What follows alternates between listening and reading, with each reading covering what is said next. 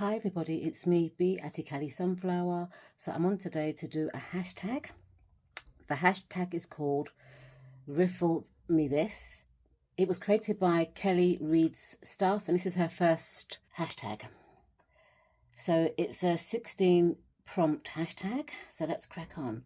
So question one is, or prompt one, do you have any preferred school of tarot, or do you collect and read them all?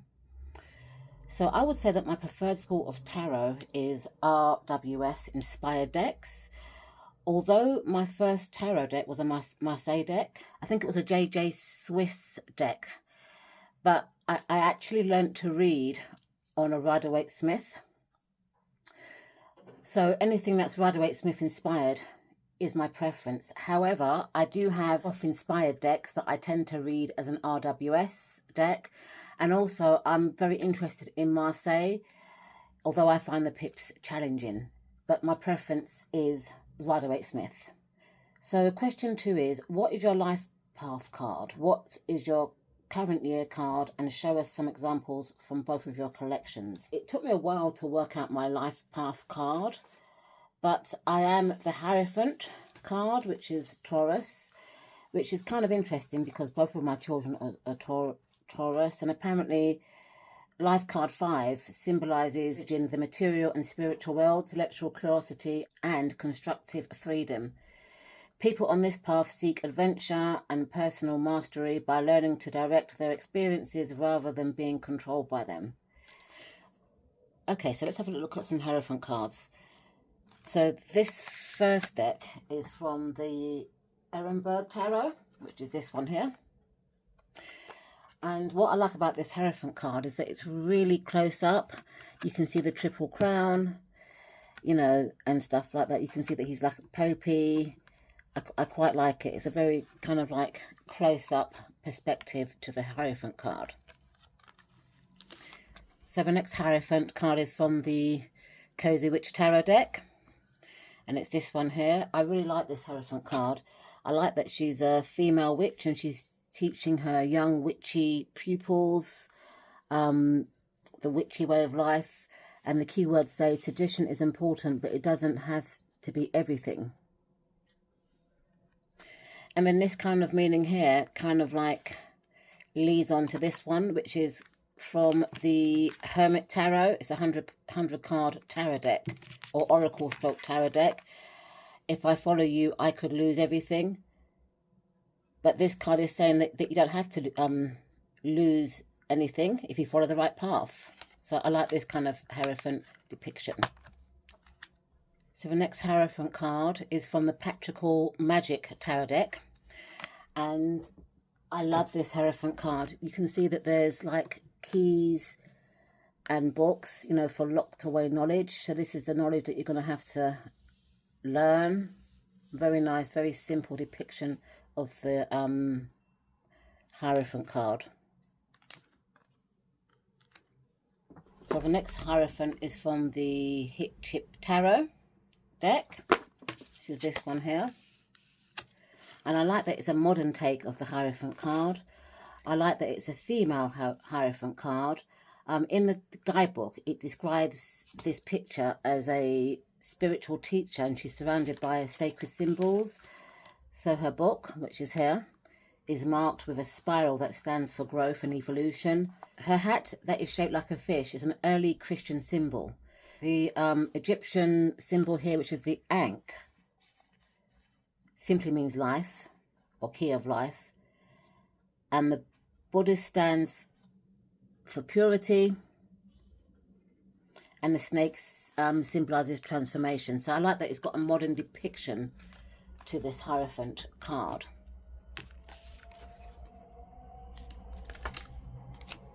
So the next Hierophant card is from the Ancestral Healing Tarot deck, and this is Harriet Tubman. So I quite like that she's depicted as the Hierophant card.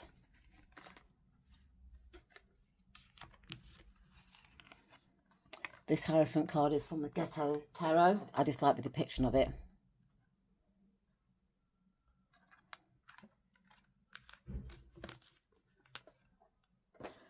And And the next Hierophant is from one of my newest tarot decks, which is the Moonbeam Tarot. And I like that it's a female Hierophant and her kind of like pupils look all female. I like it when I see females in Hierophant cards. So it's just a beautiful depiction in my opinion. So my card of the year is the Strength card. And I would like to show you some of my favourite depictions of Strength card. So the first one is coming from the New Era Elements Tarot, which is Thoth inspired. And look at that. I like it that it's a lion and a cheetah, you know, working together in harmony. My next card is from the La Grande Circus Sideshow Tarot deck. It's a ringmaster in the circus trying to tame a lion. So I like that because it looks like the ringmaster needs to have the strength and patience here to tame that lion. The next card is from the Somia Tarot. And this one's more about physical strength. She's using physical strength to release her hair that's entrapped in this kind of concoction instrument.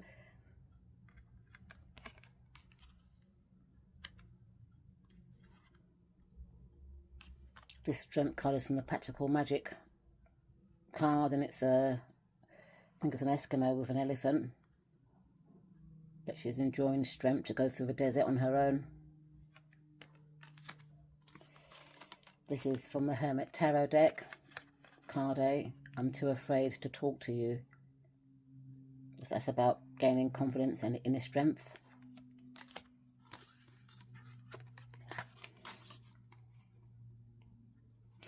The next card is from the Ancestral Healing deck. I love this strength, and there's the sun in the background.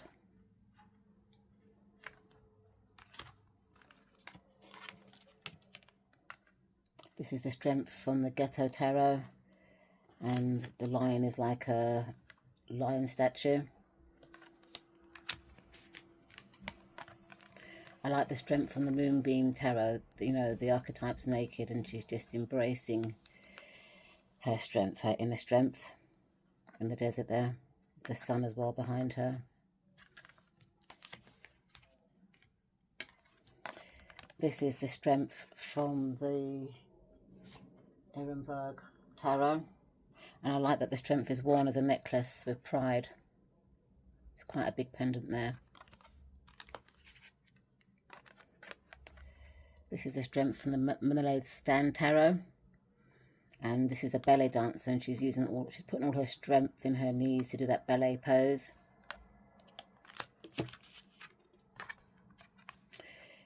This is from the Cozy Witch Tarot. It's a woman kind of like comforting her cat. It takes strength to be soft. I like that keyword. It's really, really nice. This is from the Hip Chip Tarot, which is the deck that I'm currently using, about inner confidence, inner strength, and all this sort of stuff. And then I just like the lion in this card. This is the Hip Hop Tarot. This is the Major Arcana only tarot. I don't know who Jean Greer is, but I just like the depiction of the lion being very cozy with the archetype. So question 3 is, do you have a favourite card in particular that you are drawn to? Show us some particular examples of your favourite cards from your collection. So I have got a big collection, but let me show you some of my favourite cards. So I like the Sun card because it depicts Leo, which is my zodiac sign. So this is from the Ancestral Healing Tarot, and I love that it's got sunflowers, which is also my favourite plant. This sun is from the Ghetto Tarot, and again, you know, I like the creative part of it, that it's a hand-drawn sun card. I love that the child has got like a horse that is a carving, so, you know, he's holding the horse. Very nice. This sun card is from the Moonbeam Tarot, which is new to my collection. Again, I love the sunflowers. I love that there's a father and his child, you know, in there. This is from the Ehrenberg Tarot, and I just like the close-up aspect of the sun. It's just nice.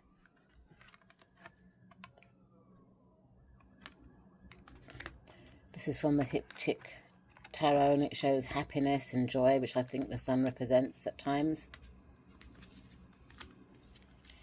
This is from the Melanated Sun Tarot. A woman surrounded by sunflowers. I do love a sunflower. And my final sun card is from the Cozy Witch Tarot. Give yourself permission to experience joy. I love that.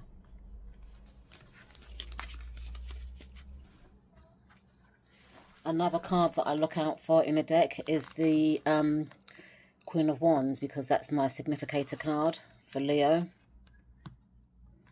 So this is from the New Era Elements Tarot, which is Thoth inspired, Mother of Fire. I love it. You know, she looks kind of very regal. I love all her jewellery. I love that she's kind of aged nicely. She also looks very creative with her jewellery and stuff. This is the Water of Fire from the Ancestral Healing Tarot, because queens are water in that deck. I like how she's floating on the clouds. Which is quite a creative thing to do. The next one is the Queen of Brooms from the Ghetto Tarot. And I like that, you know, she's got her black cat there and her black cat there. It's just a nice depiction. This is from the Moonbeam Tarot. Again, surrounded by sunflowers. I like that there's a black cat there. It's just a beautiful depiction. The Ehrenberg Tarot has got the Queen of Wands close up. You can see her black cat, her crown. It's just a nice close up picture.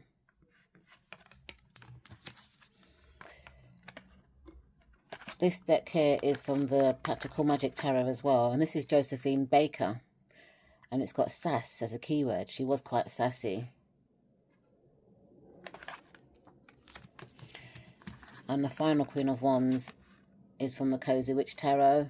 Replace your self-doubt with self-confidence. And she's got a jug of sunflower. She's embracing her full figure, and she's got that black cat there. Beautiful depictions.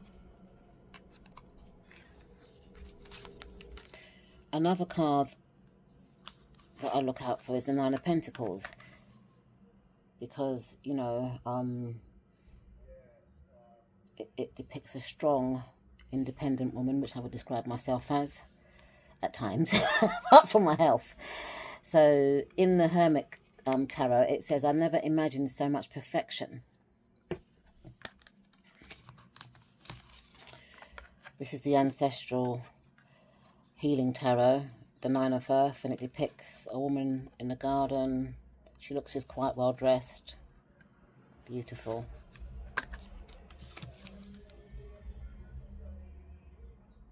Sorry for the background noise, but I've got my window open and there's a lot of traffic going past. So this is the Nine of Pentacles in the Ghetto Tarot. And what I like about the Ghetto Tarot deck is it was taken in the Haitian Ghetto, but the people still use the props to depict the Rider-Waite-Smith deck. This is the Nine of Pentacles from the Moonbeam Tarot. So she's in her garden. It's a Rider-Waite-Smith inspired deck, but I like the colouring and just the collage effect. It's very beautiful in my eyes.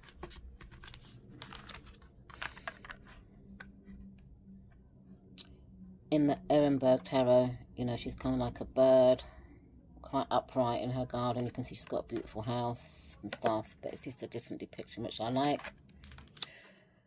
This is the Nine of Pentacles in the Practical Magic Tarot. It says independence, and the Nine of Pentacles to me is a strong, independent woman. I love that. And then the Cozy Witch Tarot, Nine of Pentacles. Pause and savor the results of your success. Beautiful. So the Three of Swords is also a card that I kind of look out for in a deck. Happiness is my priority. That's from the Hermit Tarot. And also, I think we should see other people.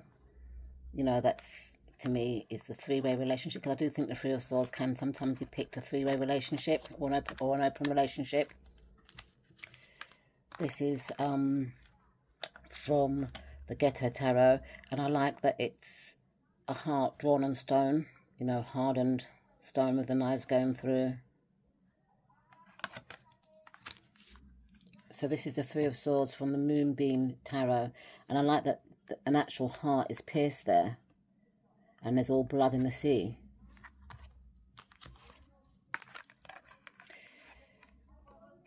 This is a close-up picture. You know, there's a heart pin in the person's hat, and the person's crying. They're in pain. But this looks like, because it's a hairpin, it could be mental sort of anguish rather than emotional. This is from the Practical Magic Tarot, and you can see a teardrop. It says heartbreak, welfare, and it's got one sword, but the person's clearly upset. And then the last Three of Swords is someone that's going to a library. I don't know if she's read a sad story, because there's a Three of Swords on the book cover, but the keywords say it's okay to cry. And the final cards are the Ten of Swords. So this is a close-up depiction from the Ehrenberg Tarot. And what I like about this deck is that it's pierced into an umbrella, but they're also rising up. So with the Ten of Swords, you know, once you've been hit down, the only way you can go is up. So this is somebody that's coming out of their Ten of Swords phase, in my opinion. This is from the Practical Magic Tarot. I've had it up to here. You know, the person's screaming, you know, I've had it up to here, and you know, sort of thing. The Cozy Witch Tarot. You can see she's got Ten of Swords at the back of her jumper or cardigan, and it looks like she wants to kill herself. I can't read what that's got in there. But it says, hurt people, and hurt witches, hurt witches. So I don't know whether she's planning something cynical, I'm not sure. This is from the Ancestral Healing Tarot, and it's a person that's got like arrows in her back, but they're not piercing her, so she can always take those out and heal. This is from the Ghetto Tarot again. Maybe the red shawl is supposed to represent blood, I'm not quite sure. And the final one is from the Moonbeam Tarot, and you can see all the deep wounds, the deep cuts in this one. So question 4 is, which decks have the most pleasing backs in your collection? So I would say a lot of my Oracle decks do, but I'm going to show you some of my tarot decks. I've only got a few here to show you. So this here is called the Shrine of the Black Medusa tarot deck. I just love these backs. Look at these backs. This is a Thoth inspired deck, but I'm trying to get the glare off. But look at these backs. You know, she's got like Medusa snakes on her head. I just think they're wonderful. The lovely colours, kind of muted, bright colours, you know, like oranges and blues. And these are one of my favourite deck backs for sure. So I love the backs of the Hip Chip Tarot. These are daisies, and I think it's very chirpy and cheery.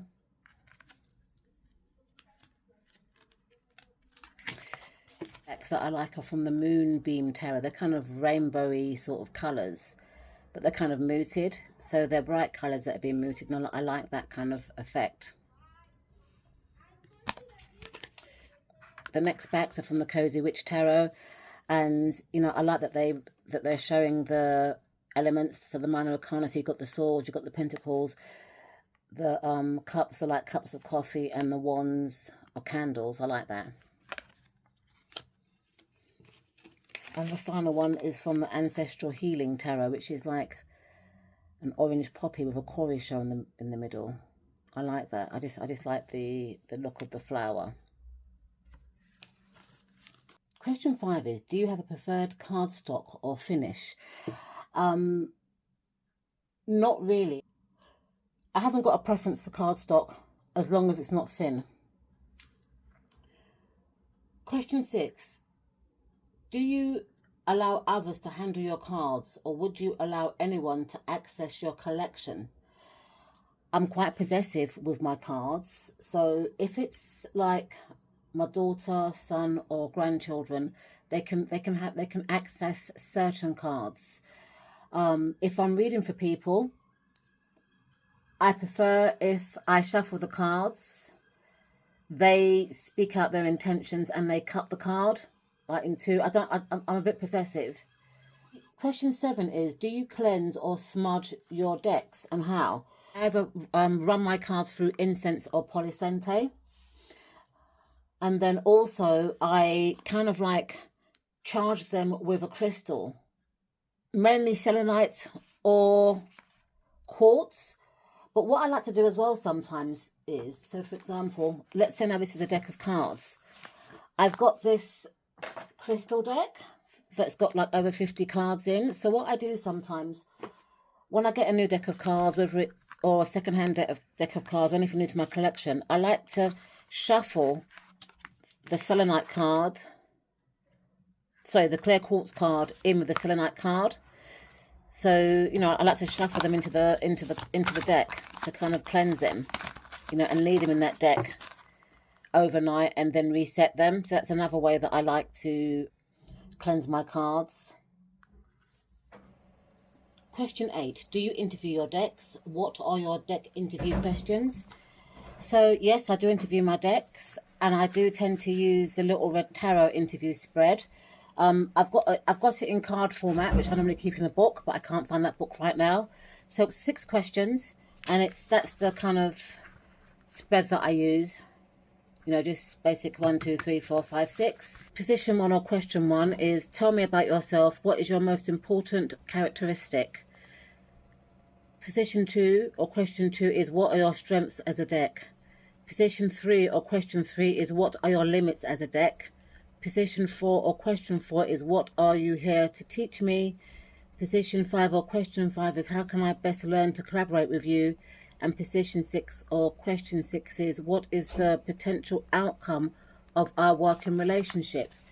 Now, in terms of interview spreads, I used to interview every single deck when I got it, but now because I've got so many decks in my collection, I tend to interview the decks that I'm struggling with. So if I've got a deck and I'm you know, I'm not gelling with it, I prefer to interview it because you know, question 3, which is, what are your limits as a deck and what can you teach me, that might be able to turn the relationship round that I have with the deck. So question 9 is, name one of your pet peeves you have as a tarot enthusiast. One of my pet peeves that I have is that if I'm reading people, yeah, especially people who read tarot, I hate it when they dismiss my interpretation of the cards, because, you know, everyone's got different interpretations of the cards, and sometimes our intuition might even give you a different meaning to what's in front of you. So sometimes if I read people that can read tarot, and you're reading the cards, I really hate it when they say, no, this card means this, and that card means that, and this card means that. That's what it means to you. But to me, I'm reading it in a different kind of way, and that really pees me off. So question 10 is, do you modify decks? Tell us your favourites. So I've only ever modified 2 decks successfully, and that is the Anna K Tarot. This is the mass market one. So this is the first deck that I actually edged quite a few years ago now. So yeah, I edged it in black Sharpies. I mean, it's kind of wearing off now because it is a long time that I edged it.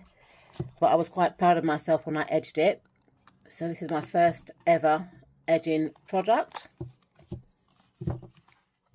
And the second modification that I done was on the Lightseers Tarot, the mass market version. I edged it green, again with a green Sharpie. And it came out okay, I guess. You can see there, but I don't really like to modify my decks. I prefer to accept them how they come. I did try and edge some other decks that had like white borders and I completely messed them up. So I do prefer not to modify my decks.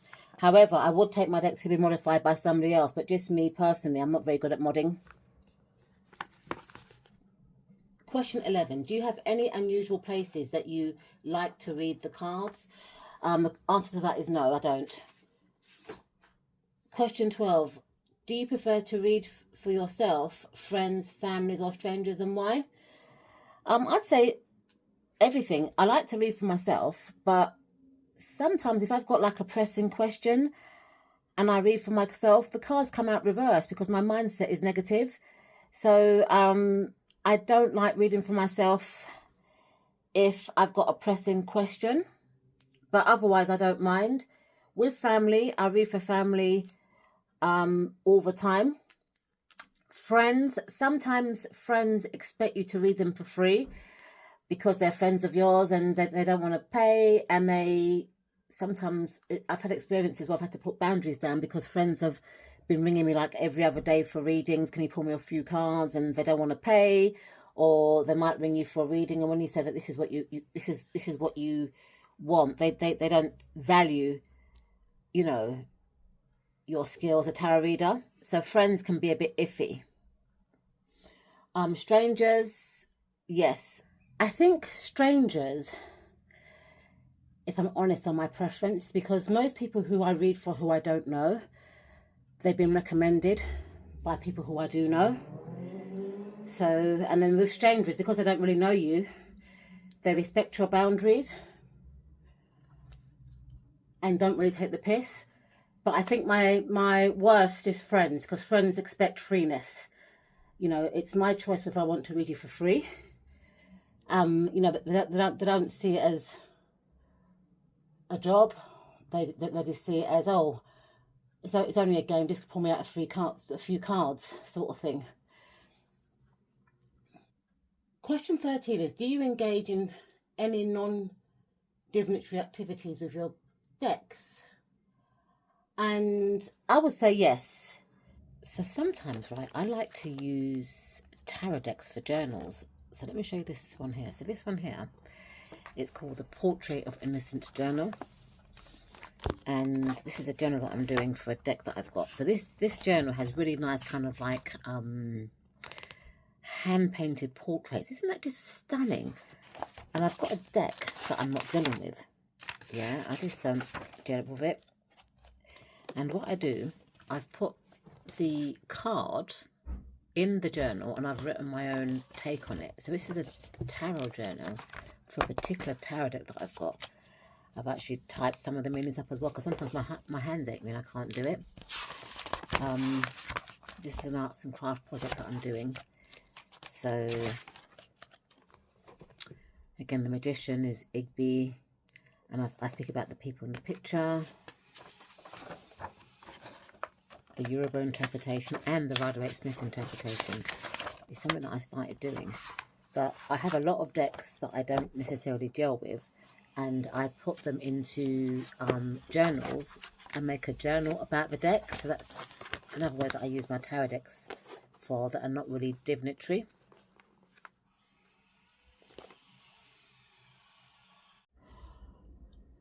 And also, you know, I make bookmarks out of decks. You know, I've got tarot deck colouring books, which I can show you a few. So I've got the Modern Witch colouring book. Let's put them up.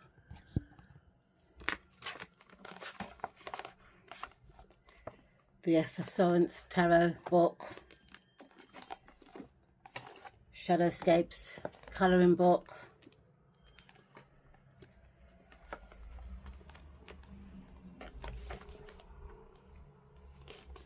This is like a Yoruba mythology colouring book.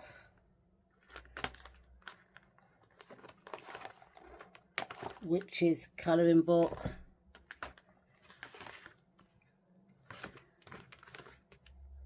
African fashion Nigerian headwear colouring book. And the Tarot Cards of Wisdom colouring book. So yes, I do use tarot for crafts and colouring. So question 14 is, do you reorder your decks after a reading, or before putting them away?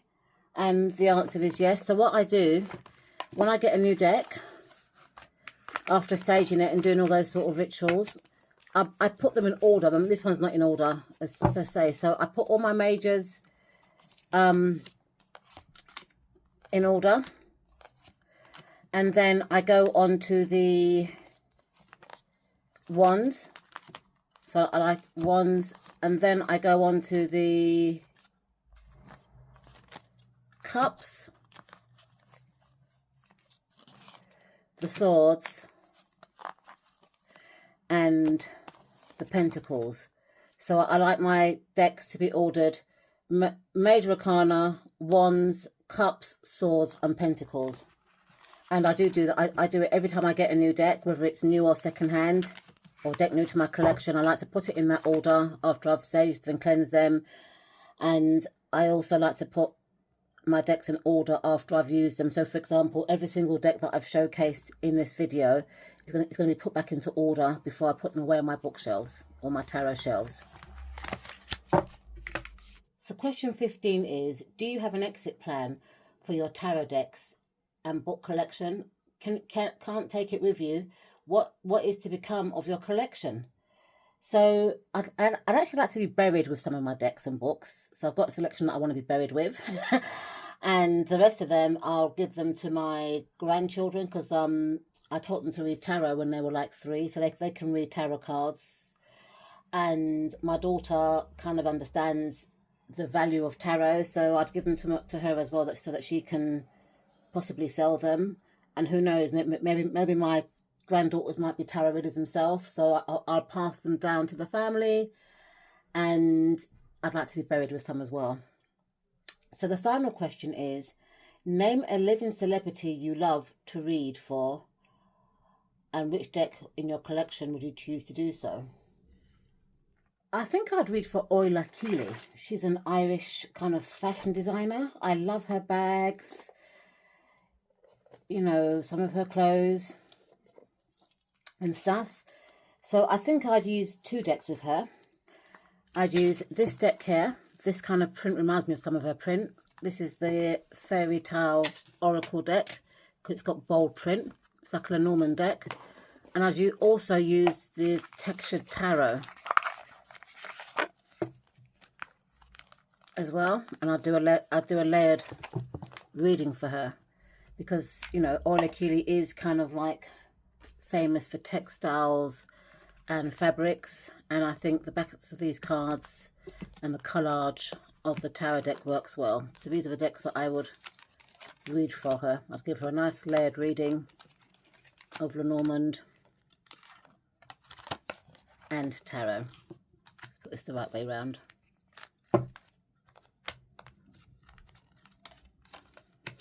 Nine of Pentacles with the Man, the World with the Cross, and even the backs of them are kind of like got nice textures and stuff like that. Ace of Wands with the Tower card,